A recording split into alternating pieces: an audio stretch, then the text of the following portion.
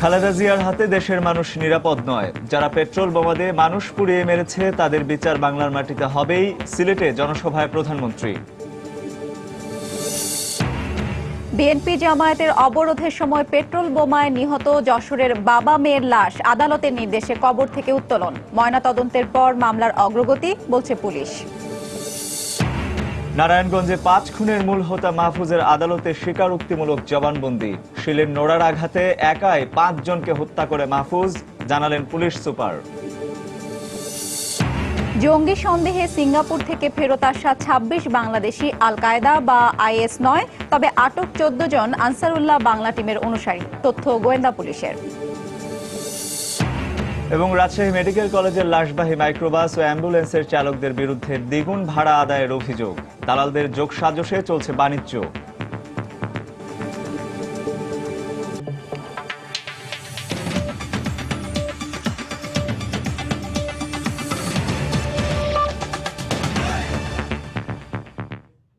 বাংলা সময়ের সঙ্গে আছি আমি হাফসাতুন্নেসা এবং আমি রঞ্জন শুক্র। যারা পেট্রোল বোমা দিয়ে মানুষ পুড়িয়ে মেরেছে তাদের কোনো ক্ষমা নেই মন্তব্য করে প্রধানমন্ত্রী শেখ হাসিনা বলেছেন, এদের বিচার বাংলার মাটিতে হবে। বিকেলে সিলেটে আলিয়া মাদ্রাসা মাঠে স্থানীয় আওয়ামী লীগ আয়োজিত জনসভায় বক্তব্য রাখেন প্রধানমন্ত্রী।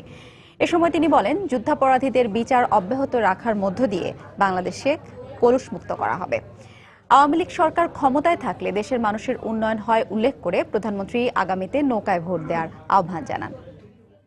আমাদের লক্ষ্য, আমাদের দেশের ছেলে মেয়ে লেখাপড়া শিখবে, বাঙালি জাতি শিক্ষিত জাতি হিসেবে নিজেদেরকে উন্নত করবে, সমৃদ্ধশালী করবে, বাঙালি জাতি বিশ্বসভায় মাথা উঁচু করে দাঁড়াবে। বিএনপির আমল ছিল সন্ত্রাস, জঙ্গিবাদ, বাংলা ভাই সৃষ্টির আমল, এবং এই দেশের মানুষের ভাগ্য নিয়ে ছিনিমিনি খেলা, দুর্নীতি করা, দুঃশাসন করা, মানি লন্ডারিং, দেশের মানুষের ভাগ্য নিয়ে ছিনিমিনি খেলা। আর আওয়ামী লীগ আমল হচ্ছে শান্তি, নিরাপত্তা, উন্নয়নের সময়। অথচ বিএনপি জামাত জোট এক হয়ে এই বাংলাদেশে 2015 সালের জানুয়ারি থেকে মার্চ পর্যন্ত যেভাবে তারা এই হামলা চালায়, আর 14 সালে 5 জানুয়ারি নির্বাচন বন্ধ করার নামে একই কায়দায় তারা মানুষ হত্যা করে। কেউ রেহাই পায় নাই খালেদা জিয়ার সেই প্রতিহিংসার হাত থেকে। যারা পেট্রোল বোমা দিয়ে মানুষ পুড়িয়েছে, আগুন দিয়ে মানুষ পুড়িয়েছে, তাদের কোনো ক্ষমা নাই। যেখানে যেখানে পোড়ানো হয়েছে সেখানে সেখানে মামলা হয়েছে এবং প্রত্যেকের বিচার হবে। এই সিলেট বিমানবন্দরকে আন্তর্জাতিক বিমানবন্দরে উন্নীত করেছি। রিফুয়েলিংয়ের রিজার্ভিয়র এবং সব ব্যবস্থা করা হয়েছে। শুধুমাত্র এখন পর্যন্ত পদ্মা অয়েল ইস্টার্ন রিফাইনারি থেকে তেল আনার কাজটা এখনো শুরু হয়নি। আমি ঢাকায় যেই এ ব্যাপারে যথাযথ ব্যবস্থা নেব। একটা কথা মনে রাখবেন, নৌকা মার্কায় ভোট দিয়ে দেশের স্বাধীনতা পেয়েছেন। নৌকা মার্কায় ভোট দিয়েছেন বলেই আজকে দেশের উন্নতি হচ্ছে। কাজে আগামী দিনেও নৌকা মার্কাকে কখনো ভুলবেন না। নৌকায় আগামীতে ভোট দেবেন তো? হাত তুলে দেখান, হাত তুলে ওয়াদা করেন, হাত তুলে ওয়াদা করেন যে নৌকায় ভোট দেবেন। আপনাদের ধন্যবাদ। জনসভার আগে জনসভাস্থলে 10টি প্রকল্পের উদ্বোধন এবং 12টি প্রকল্পের ভিত্তিপ্রস্তর স্থাপন করেন প্রধানমন্ত্রী। এর আগে দুপুরে সিলেট মদন মোহন কলেজের হীরক জয়ন্তী উদযাপন অনুষ্ঠানে যোগ দেন প্রধানমন্ত্রী শেখ হাসিনা। সেখানে মদন মোহন কলেজকে সরকারি করার ঘোষণা দেন তিনি বলেন, শিক্ষাকে সর্বোচ্চ গুরুত্ব দিয়ে এর বিকাশে কাজ করছে সরকার। এর আগে শেখ হাসিনা হযরত শাহজালাল ও শাহপরান রহমাতুল্লাহি আলাইহি এর মাজার জিয়ারত করেন। এদিকে প্রধানমন্ত্রীর সিলেট সফরকে কেন্দ্র করে বিভিন্ন ব্যানার ও ফেস্টুন দিয়ে বর্ণিল সাজে সাজানো হয়েছে পুরনগরী। পাশাপাশি জোরদার করা হয়েছে নিরাপত্তা ব্যবস্থা।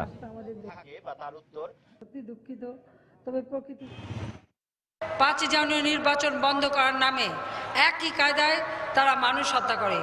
বাসের হেল্পার, ড্রাইভার, সিএনজি, অটোরিকশা, বেসরকারি গাড়ি, সাধারণ মানুষ কেউ রেহাই পায় নাই খালেদা জিয়ার সেই প্রতিহিংসার হাত থেকে। কিভাবে জীবন্ত মানুষ, ছোট্ট শিশু, তারাও রেহাই পায়নি, তাদেরকে পুড়িয়েছে। এইভাবে তারা মানুষ হত্যা করেছে। যারা পেট্রোল বোমা দিয়ে মানুষ পুড়িয়েছে, আগুন দিয়ে মানুষ পুড়িয়েছে, তাদের কোনো ক্ষমা নাই। যেখানে যেখানে পোড়ানো হয়েছে সেখানে সেখানে মামলা হয়েছে এবং প্রত্যেকের বিচার হবে। প্রত্যেকেরই বিচারে ইনশাল্লাহ বাংলার মাটিতে আমরা করব। অবৈধভাবে ক্ষমতা দখল করে জেনারেল জিয়া নিজেকে রাষ্ট্রপতি ঘোষণা দিয়ে সেই বিচার বন্ধ করেছিল। আল্লাহর রহমতে জনগণের ম্যান্ডেট দিয়ে ক্ষমতা এসে আমরা সেই বিচার শুরু করেছি, বিচারের রায় কার্যকর হচ্ছে।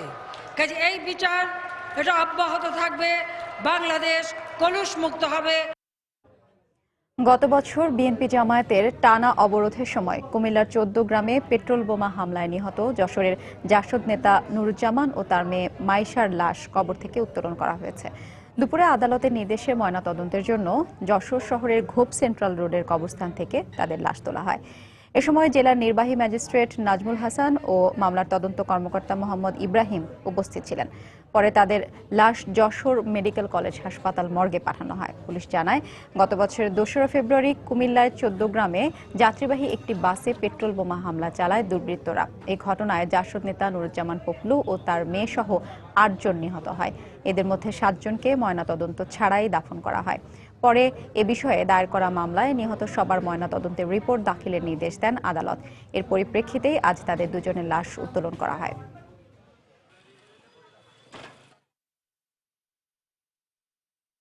বিজ্ঞ আদালতের আদেশে উক্ত লাশগুলো কবর থেকে উত্তোলন করে পুনরায় ময়নাতদন্ত করা হচ্ছে। ইতিমধ্যে আমরা কক্সবাজার থেকে 2টা উত্তোলন করা হয়েছে, আজকে যশোর থেকে 2টা উত্তোলন করা হয়েছে। আগামীতে আমরা নরসিংদী এবং শরীয়তপুর থেকে আরও 3টা লাশ উত্তোলন করব। উত্তোলন শেষে আমরা ময়নাতদন্তের রিপোর্ট পাওয়ার পর মামলার ফলাফল আমরা বিজ্ঞ আদালতকে জানাব।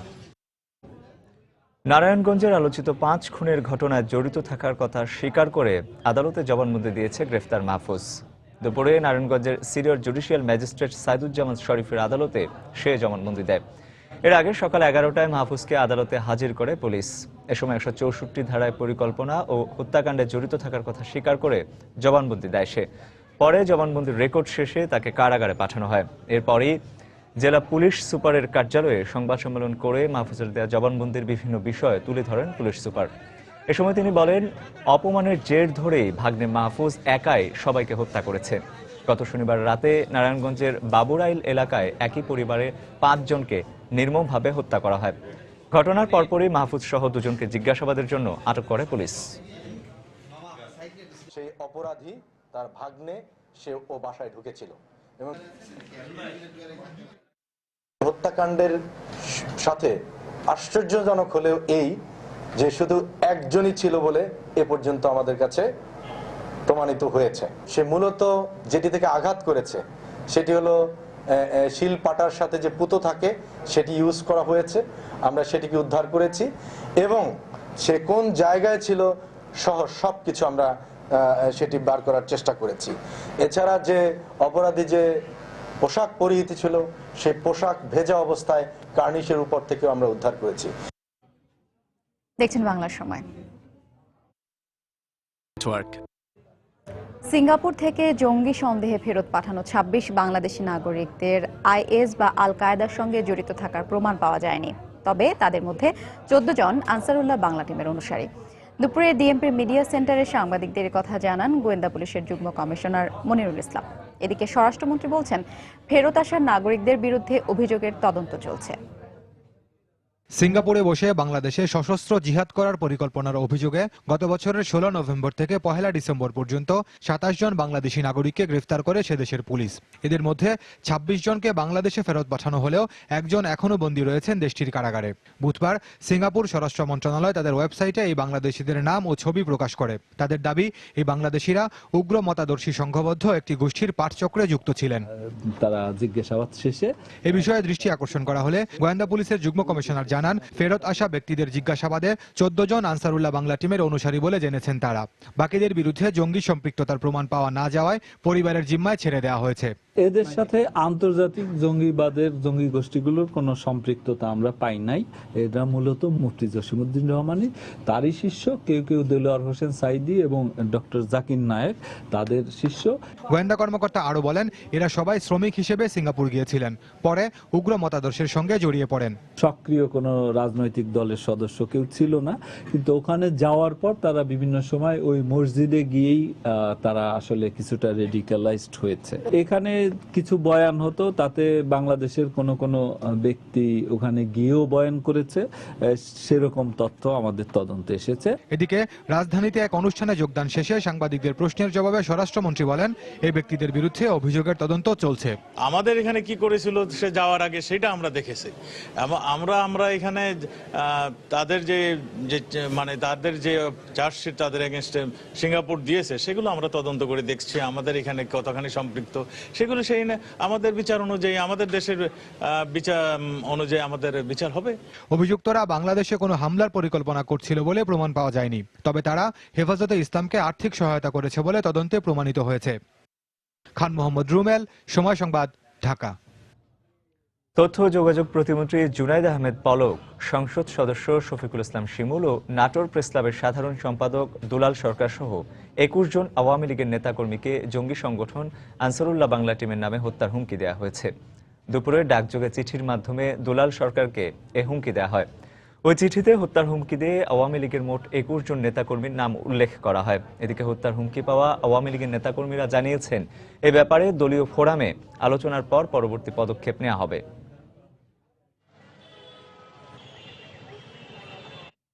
বাংলার সময় আরো থাকছে। কক্সবাজারে অপহরণের পর ২ ভাই হত্যাকাণ্ডে গ্রেফতার ১২, ৮ আসামির ৫ দিন করে রিমান্ড মঞ্জুর।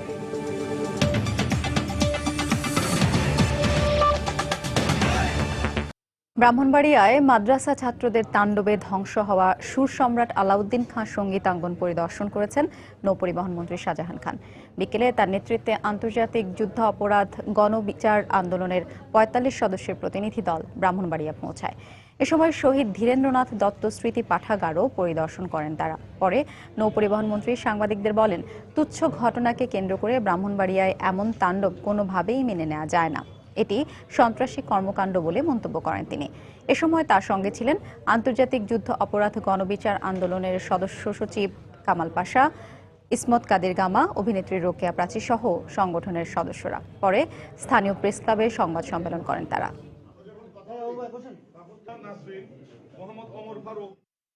ব্রাহ্মণবাড়িয়ার যে ঘটনা আমরা দেখলাম, সেই ঘটনা, এতে কোনো আন্দোলন তো প্রশ্নই আসে না। এটা হলো একটা সন্ত্রাসী কর্মকাণ্ড এবং একটা নৈরাজ্য কর্মকাণ্ড।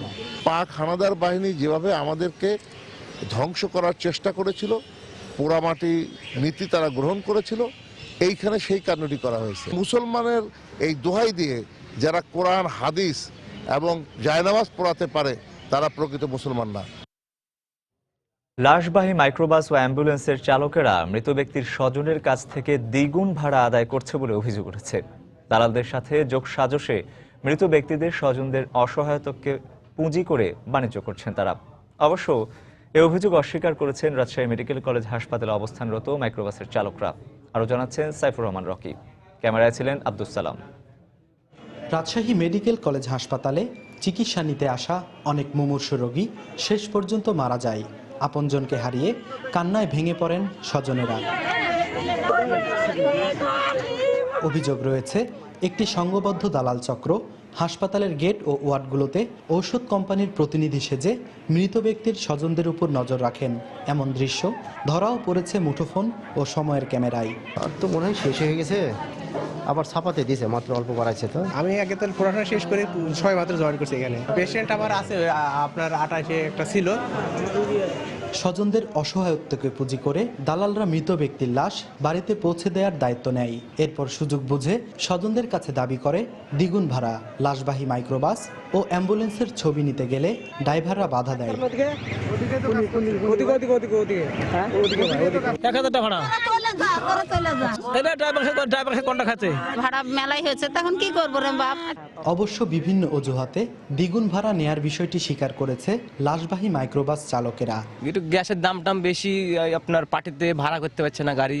আমাদের রেগুলার তো ভাড়া হয় না, এই জন্য 200 টাকা আমাদের লাশের হিসাবে বেশি দেয় সবাই। এদিকে হাসপাতালের দায়িত্বশীলরা বলছেন, সরকারিভাবে মাইল প্রতি ভাড়া নির্ধারণ করে দিলে লাশ বহনকারী গাড়িগুলো অতিরিক্ত ভাড়া আদায় করতে পারবে না। প্রতি মাইলের জন্য একটা নির্দিষ্ট হারে টাকা পরিশোধ করে সে তার লাশকে বহন করতে পারবে এবং এর ফলে সে প্রতারিত হবে না। রাজশাহী মেডিকেল কলেজ হাসপাতাল কর্তৃপক্ষ দালালদের হাত থেকে রক্ষা পেতে হেল্প ডেস্কের সাহায্য নেয়ার পরামর্শ দিয়েছে। সাইফুর রহমান রকি, সময় সংবাদ, রাজশাহী। চট্টগ্রাম সহ দেশের বিভিন্ন স্থানে ব্যাঙের ছাতার মতো গজে উঠছে কওমি মাদ্রাসায় জঙ্গিবাদের প্রশিক্ষণ দেওয়া হচ্ছে। তাই জঙ্গিবাদ নির্মূলে সবাইকে একসাথে কাজ করার আহ্বান জানিয়েছেন খাদ্যমন্ত্রী অ্যাডভোকেট কামরুল ইসলাম। বিকেলে চট্টগ্রামের মুসলিম হলে সার্ক হিউম্যান রাইটস ফাউন্ডেশন আয়োজিত এক অনুষ্ঠানে তিনি এই আহ্বান জানান। আজকে যেভাবে ব্যাঙের ছাতার মতো কওমি মাদ্রাসা গড়ে উঠছে প্রত্যেকটা এলাকায়, ব্যাঙের ছাতার মতো আমি বলবো কওমি মাদ্রাসা। আপনার এলাকায় কতগুলো মাদ্রাসা আপনি হিসেব করতে পারবেন না। আপনাদের পাহাড়ি অঞ্চলে যে সমস্ত মাদ্রাসাগুলোর থেকে ট্রেনিং ক্যাম্প যেগুলো আবিষ্কার হচ্ছে, যেখানে অস্ত্র পাওয়া যাচ্ছে, এমন সমস্ত অস্ত্রের ভান্ডার সেখানে। আপনারা এই সমাজকে রক্ষা করতে হলে তাদের বিরুদ্ধে সবচেয়ে বেশি সোচ্চার হতে হবে। আপনার সন্তানদেরকে আপনাদের রক্ষা করতে হবে।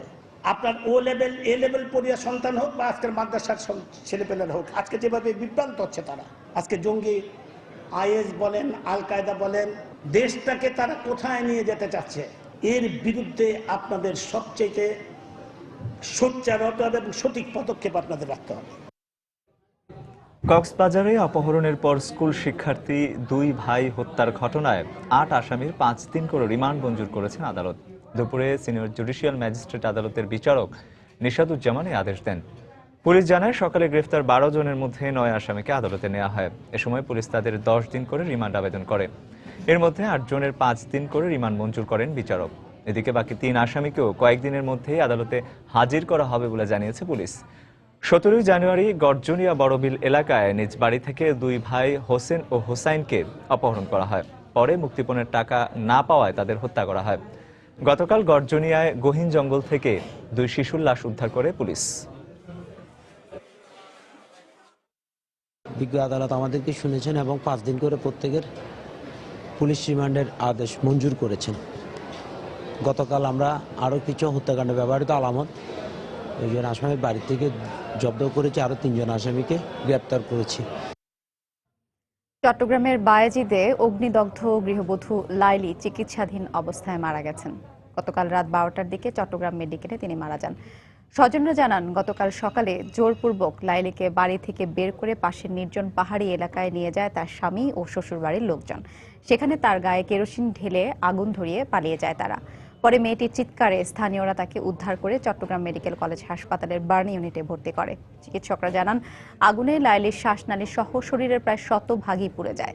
এ ঘটনায় গতকাল সন্ধ্যায় তার স্বামী ইউসুফকে গ্রেফতার করেছে পুলিশ। মেয়েটাকে যেভাবে পুড়িয়ে মারা গেছে, যে মারছে, তার বিচার আমরা চাই, যাতে এরকম কোনো আর দুর্ঘটনা না ঘটে। থানা থেকে কিছুক্ষণ আগে আসলাম, তো এখন লাস্ট যদি আমরা এখান থেকে পোস্টমর্টম করা হয় তাহলে নিয়ে যাবো আর কি। বরিশালে গৃহবধূ নির্যাতনের ঘটনায় স্বামী মামুন হাওলাদার সহ 4 জনকে আসামি করে একটি মামলা দায়ের করা হয়েছে। এদিকে এই ঘটনার পর মামুন ও তার পরিবারের সদস্যরা পলাতক রয়েছে। পুলিশ জানায়, গতকাল রাতের গৃহবধূর সাথীর বড় ভাই বাদী হয়ে নারী নির্যাতন আইনে মামুনকে প্রধান আসামি করে 4 জনের বিরুদ্ধে মুলাদি থানায় মামলা করেন। গেল রোববার রাতে যৌতুকের দাবিতে স্বামী মামুন খুন্তি গরম করে সাথীকে নির্যাতন করে। এ ঘটনার পর তার স্বামী মামুন তাকে বিনা চিকিৎসায় 2 দিন আটকে রাখে। পরে খবর পেয়ে তাকে উদ্ধার করে বরিশাল শেরি বাংলা মেডিকেল কলেজ হাসপাতালে ভর্তি করে স্বজনরা। থানার ছবি নেব। বাংলা সময় আরো থাকছে। চিকিৎসকের বিরুদ্ধে মামলার প্রতিবাদে ডাকা ধর্মঘটে চট্টগ্রামের সব বেসরকারি ক্লিনিক ও ডায়াগনস্টিক সেন্টার অচল, দুর্ভোগে রোগীরা।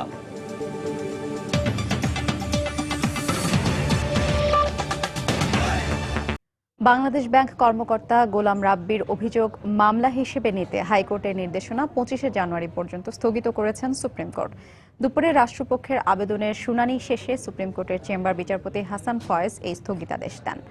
একই সঙ্গে ওই দিন আপিল বিভাগের পূর্ণাঙ্গ বেঞ্চে এ বিষয়ে শুনানির দিন ধার্য করেছেন আদালত। এর আগে দুপুরে এসআই মাসুদের বিরুদ্ধে মামলা নিতে হাইকোর্টের দেয়া আদেশ স্থগিত চেয়ে সুপ্রিম কোর্টে আপিল করেন রাষ্ট্রপক্ষ। গত সোমবার এক রিট আবেদনের পরিপ্রেক্ষিতে এসআই মাসুদের বিরুদ্ধে রাব্বির লিখিত অভিযোগ মামলা হিসেবে নিতে মোহাম্মদপুর থানাকে নির্দেশ দেন হাইকোর্ট।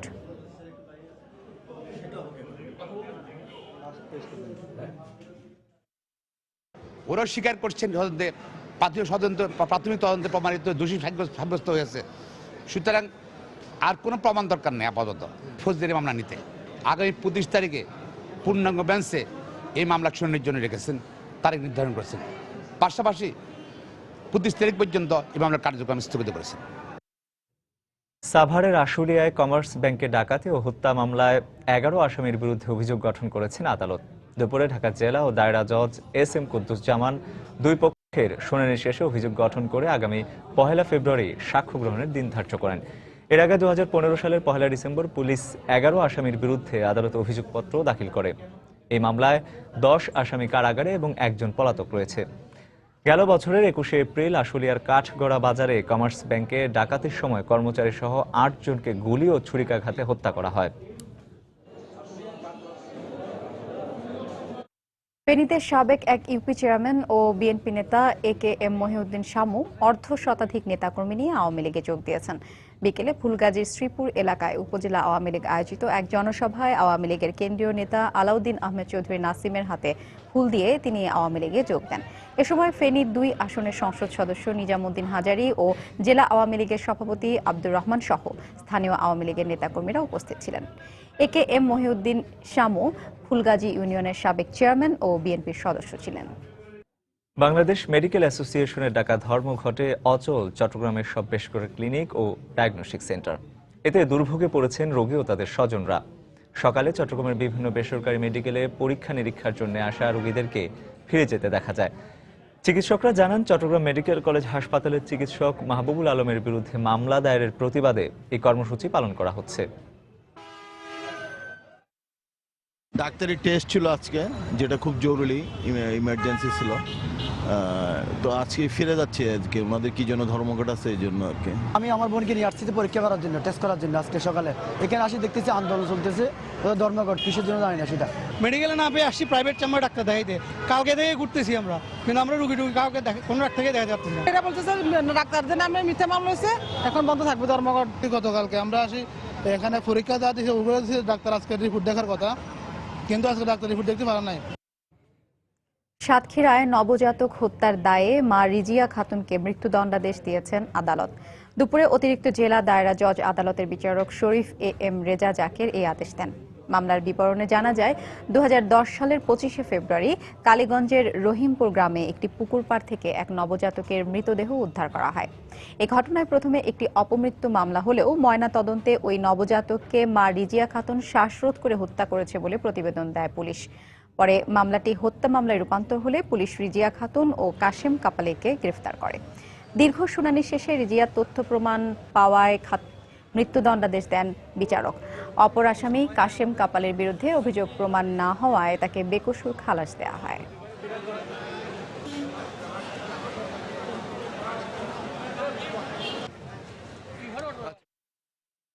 এই শিশু সন্তানটি আসামি রিজিয়া খাতুনের গর্ভে কাশেম টাফালির ঔরসে জন্ম হয়।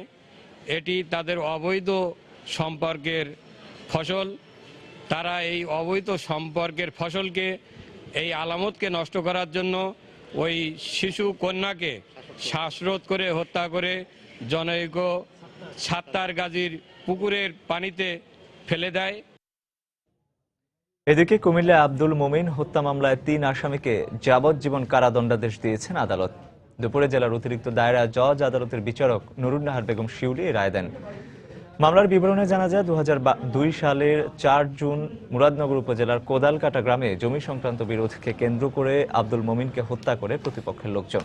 এ ঘটনায় মোমিনের বাবা কালু মিয়া বাদী হয়ে মুরাদনগর থানায় কাউসার মিয়াকে প্রধান আসামি করে 6 জনের বিরুদ্ধে একটি মামলা দায়ের করেন।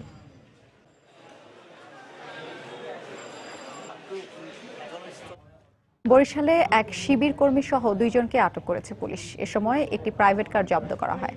পুলিশ জানায়, গতকাল রাতে নগরীর রূপাতলী এলাকায় সন্দেহজনকভাবে ঘোরাফেরা করার সময় শিবির কর্মী মোহাম্মদ কামরুল হাসান এবং প্রাইভেট কার চালক খান মোহাম্মদ সাইফুল্লাহকে আটক করে টহল পুলিশ।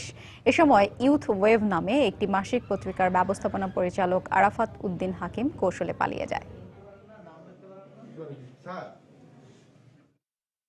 প্রাথমিক জিজ্ঞাসাবাদে তারা এখানে বেড়াতে আসছে বলে জানায় কিন্তু আর একটু জিজ্ঞাসাবাদে তাদেরকে মানে তাদের সন্দেহ হয় আর একটু ভালোভাবে জিজ্ঞাসা করে তারা এক পর্যায়ে শিবিরের কর্মী বলে দাবি করে। তারা এখানে প্রচার কার্যে তাদের সংগঠনের প্রচার কার্যে এখানে আসছে বলে অভিমান ব্যক্ত করে। তবে বিষয়টা সন্দেহজনক, ঢাকা থেকে তারা এখানে এসে এবং তাদের কথাবার্তা সন্তোষজনক নয়। গাইবান্ধার গোবিন্দগঞ্জ থেকে 2 যুবকের আগুনে পোড়া লাশ উদ্ধার করেছে পুলিশ। সকালে করতোয়া নদীর তীর থেকে লাশ দুটি উদ্ধার করা হয়। পুলিশ জানায়, রংপুর ঢাকা মহাসড়কের কাটাখালী ব্রিজ এলাকায় অজ্ঞাত 2 যুবকের মরদেহ পড়ে থাকতে দেখে স্থানীয়রা। পরে খবর পেয়ে ঘটনাস্থল থেকে মৃতদেহ দুটি উদ্ধার করে পুলিশ। আলামত নষ্ট করতে ওই দুজনকে হত্যার পর আগুন ধরিয়ে দেওয়া হয়েছে বলে প্রাথমিকভাবে ধারণা করছে পুলিশ। ময়নাতদন্তের জন্য মৃতদেহ দুটি গাইবান্ধা আধুনিক সদর হাসপাতাল মর্গে পাঠানো হয়েছে।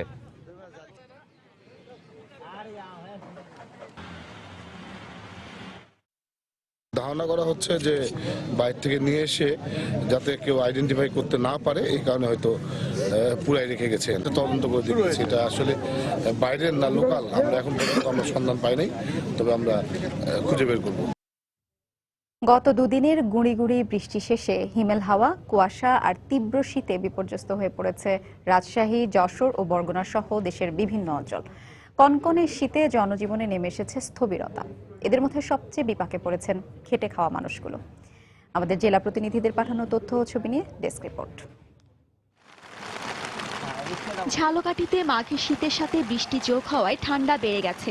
সারাদিনই থেমে থেমে বৃষ্টি হওয়ায় বিপর্যস্ত হয়ে পড়েছে জনজীবন। খুব একটা প্রয়োজন ছাড়া বাড়ির বাইরে বের হচ্ছেন না কেউই। রাজশাহীতে গত দুদিনের বৃষ্টির পর কমে গেছে তাপমাত্রা। কুয়াশা না থাকলেও ঠান্ডা বাতাসে বিপর্যস্ত হয়ে পড়েছে জনজীবন। আজকে প্রচন্ড ঠান্ডা, অনেক একটু কুয়াশার ভাব ছিল, এখন লোকজনও কম, এজন্য কাজ কাম আমাদের কম। থামা যায় না, কাজ কাম করা যায় না, জল ফেরার অসুবিধা, কাজ কাম করতে ঘুরে চলে আসলাম। তবে উল্টো চিত্র নীলফামারীতে 3 মাস পর বৃষ্টি হওয়ায় সেচের খরচ বেঁচে যাওয়ায় হাসি ফুটেছে কৃষকের মুখে। এমন সময় বৃষ্টির কারণে সরিষা, ভুট্টা ও গম সহ বিভিন্ন রবি ফসলের বেশ ভালো ফলন হবে বলে মনে করছেন কৃষি সম্প্রসারণ অধিদপ্তরের কর্মকর্তা। ইরিগেশন খরচ কমে যাবে, এছাড়াও যে বৃষ্টির পানির যে একটা ইফেক্ট, যেটাকে আমরা বলি যে বৃষ্টির পানিতে নাইট্রোজেনের পরিমাণ থাকে, সেই সুবিধাটাও দেখা যায় যে বৃষ্টির পরেই ফসল উজ্জ্বল চেহারা ধারণ করে। যশোরে গতকালের বৃষ্টির পর তীব্র শীতে জুবুথুবু হয়ে পড়েছে সাধারণ মানুষ। কনকনে ঠান্ডা যেন হাড়ে কাঁপন ধরিয়ে দিচ্ছে। বৃষ্টি হওয়ার পরে অতিরিক্ত শীত পড়ছে, আমরা গরিব মানুষ গাড়িগুলো চালাতে খুব কষ্ট হচ্ছে। প্রচন্ড শীতে কুলাতে পারতেছে না, ঘুরে ঘুরে বৃষ্টি হয়ে রাত্রিবেলায় আরো বেশি করে শীত পড়তেছে। এদিকে তীব্র শীত আর ঘন কুয়াশা চাদরে ঢাকা পড়েছে ঠাকুরগাঁও। জনসাধারণের স্বাভাবিক জীবনযাপনে ছন্দপতন ঘটলেও কর্মস্থলের উদ্দেশ্যে বের হয়েছেন তারা। ঠান্ডার জন্য তো কাপড় সহ্য হয় না। কঠিন ঠান্ডার জন্য হাঁটা যারা, কিছু কাজ করা যারা, খাওয়া খাইতে নিতে অসুবিধা। বরগুনায়ও একদিকে শীত, অন্যদিকে গুড়ি গুড়ি বৃষ্টি। বৃষ্টির কারণে যানবাহনের পরিমাণ কমে যাওয়ায় দুর্ভোগে পড়েছেন সাধারণ মানুষ। নির্দিষ্ট গন্তব্যে পৌঁছাতে গুনতে হচ্ছে বাড়তি ভাড়া। ইসমাত জাহান, সময় সংবাদ। মেহেরপুরে তীব্র শীতে ডায়রিয়া সহ বিভিন্ন ঠান্ডাজনিত রোগের প্রকোপ দেখা দিয়েছে। সদর হাসপাতাল কর্তৃপক্ষ জানায়, আবহাওয়া পরিবর্তনের কারণে প্রতিদিনই 20 থেকে 30 জন শিশু ঠান্ডাজনিত রোগে আক্রান্ত হয়ে হাসপাতালে ভর্তি হচ্ছে। গেল এক সপ্তাহে জেলার বিভিন্ন এলাকা থেকে 2 শতাধিক ডায়রিয়া আক্রান্ত রোগী চিকিৎসা নিয়েছেন বলে জানায় হাসপাতাল কর্তৃপক্ষ। এদিকে হাসপাতালে ঔষধ সহ স্যালাইড সংকট থাকায় রোগীরা পড়েছেন বিপাকে।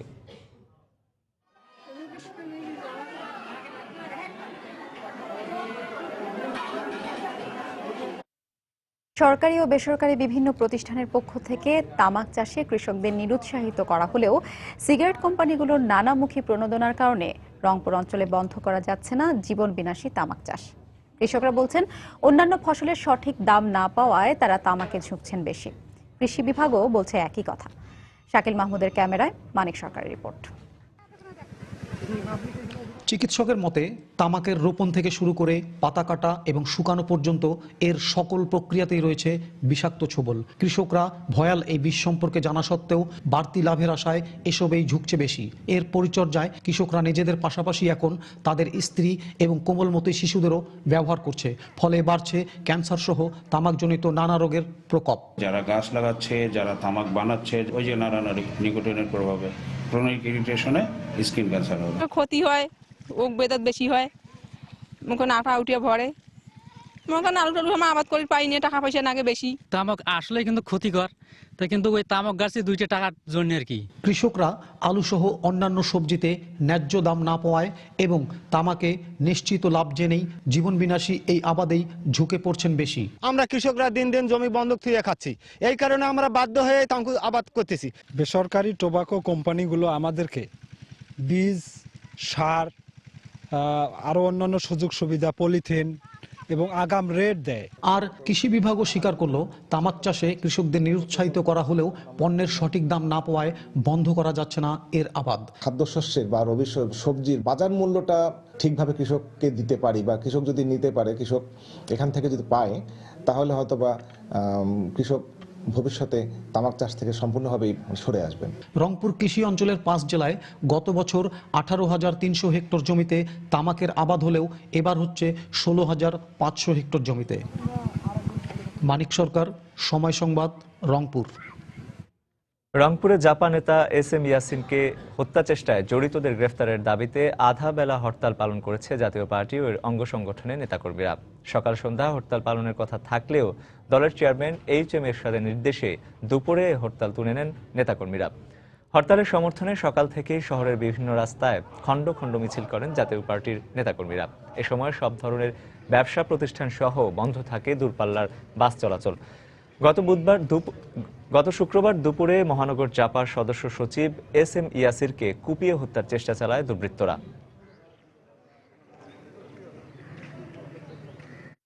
ঝালকাঠিতে একটি বাড়ির পারিবারিক মন্দিরে প্রতিমা ভাঙচুর করেছে দুর্বৃত্তরা। পুলিশ জানায় বুধবার রাতে সদর উপজেলার শিবাইকাঠি এলাকার অশোক ব্যানার্জির বাড়ির মন্দিরে 5টি প্রতিমা ভেঙে ফেলে দুর্বৃত্তরা।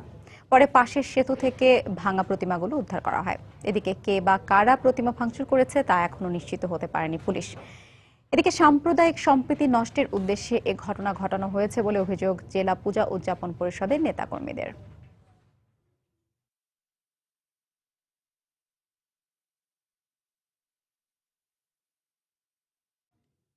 রাজশাহী মেডিকেল কলেজের একটি ছাত্রী নিবাসের একটি কক্ষে আগুনে আসবাবপত্র পুড়ে গেছে, তবে এই ঘটনায় কোনো হতাহতের ঘটনা ঘটেনি। প্রত্যক্ষদর্শীরা জানায় বেলা 11টার দিকে ডাক্তার আয়েশা সিদ্দিকা হলের 305 নম্বর কক্ষে হঠাৎ আগুন লাগে। এতে কক্ষে থাকা বিভিন্ন আসবাবপত্র পুড়ে যায়। পরে খবর পেয়ে ফায়ার সার্ভিসের একটি ইউনিট প্রায় আধ ঘন্টা চেষ্টা চালিয়ে আগুন নিয়ন্ত্রণে আনে। বৈদ্যুতিক হিটারের প্লাগ থেকে এই আগুনের সূত্রপাত হয়েছে বলে প্রাথমিকভাবে ধারণা করছে ফায়ার সার্ভিস।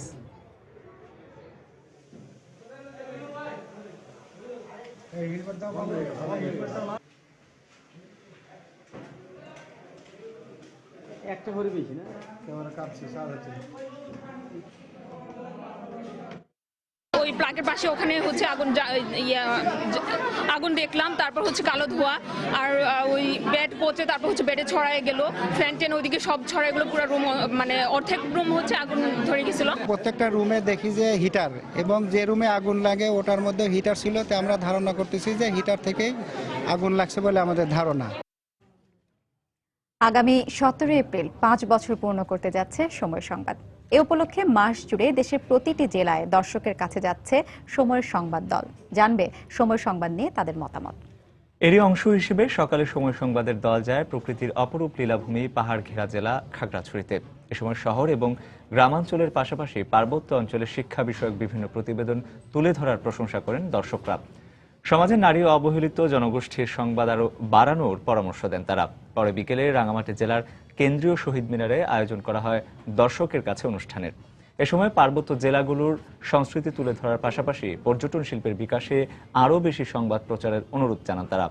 এছাড়া পার্বত্য এলাকার সংবাদ দ্রুত প্রচারের জন্য প্রযুক্তিগত সহায়তা বাড়ানোর পরামর্শ দেন দর্শকরা। এখানে আরেকজন দর্শক রয়েছেন, সময় পর্যন্ত সংবাদ দেখি। সময় সংবাদের 5 বছর তাদের সাথে কথা বলার চেষ্টা করব সময় সংবাদ সম্পর্কে তাদের মতামত। এখানে একজন আরো যারা এসেছেন, আপনি বর্তমানে মুক্তিযুদ্ধ বিষয়ক সময় টেলিভিশনে যে অনুষ্ঠান প্রচারিত হচ্ছে সেই অনুষ্ঠানের কলাবরটাকে আরো বাড়িয়ে মুক্তিযুদ্ধের স্মৃতিচারণ করে অন্তত বর্তমান প্রজন্মের মধ্যে মুক্তিযুদ্ধের চেতনাকে আরো ছড়িয়ে দেওয়া। আমি চাই সময় টেলিভিশন এলাকার জনগণের উন্নয়নের জন্য যে শিক্ষার যে গুরুত্ব সেটি তুলে ধরে আরো বেশি বেশি তারা প্রোগ্রাম প্রচার করবে। বিরতিহীন যে দুটি সংবাদ দেওয়া হয় এগুলো আমাদেরকে এজ এ স্টুডেন্ট খুব উপকৃত করছে। প্রত্যেকের ভিন্ন ভিন্ন সংস্কৃতি আছে, সেই সংস্কৃতিগুলো সময় টেলিভিশনে তুলে ধরা দরকার। সময় টিভির খেলার সময়টা আমার অত্যন্ত প্রিয়। লজিস্টিক সাপোর্ট দেওয়া হয় যেন চট্টগ্রামের খবর তাৎক্ষণিকভাবে সময় প্রচার করতে পারে এবং দেখাতে পারে। বাংলা সময়ের শীর্ষ সংবাদগুলো জানিয়ে দিচ্ছি আরেকবার। খালেদা জিয়ার হাতে দেশের মানুষ নিরাপদ নয়। যারা পেট্রোল বোমা দিয়ে মানুষ পুড়িয়ে মেরেছে তাদের বিচার বাংলার মাটিতে হবে, সিলেটে জনসভায় প্রধানমন্ত্রী। বিএনপি জামায়াতের অবরোধের সময় পেট্রোল বোমায় নিহত যশোরের বাবা মেয়ের লাশ আদালতের নির্দেশে কবর থেকে উত্তোলন। ময়নাতদন্তের পর মামলার অগ্রগতি বলছে পুলিশ। নারায়ণগঞ্জে 5 খুনের মূল হোতা মাহফুজের আদালতের স্বীকারোক্তিমূলক জবানবন্দি। শিলের নোড়ার আঘাতে একাই 5 জনকে হত্যা করে মাহফুজ, জানালেন পুলিশ সুপার। জঙ্গি সন্দেহে সিঙ্গাপুর থেকে ফেরত আসা 26 বাংলাদেশি আল কায়দা বা আইএস নয়, তবে আটক 14 জন আনসারুল্লাহ বাংলা টিমের অনুসারী, তথ্য গোয়েন্দা পুলিশের। এবং রাজশাহী মেডিকেল কলেজের লাশবাহী মাইক্রোবাস ও অ্যাম্বুলেন্সের চালকদের বিরুদ্ধে দ্বিগুণ ভাড়া আদায়ের অভিযোগ। দালালদের যোগসাজশে চলছে বাণিজ্য।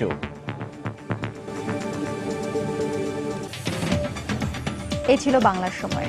যে কোনো খবর পেতে ভিজিট করুন সময়নিউজ.tv। এছাড়া এইমাত্র পাওয়া খবর আপনার মোবাইলে পেতে SMS করুন *SN লিখে পাঠিয়ে দিন 16242 নম্বরে। সঙ্গে থাকুন সময়ের।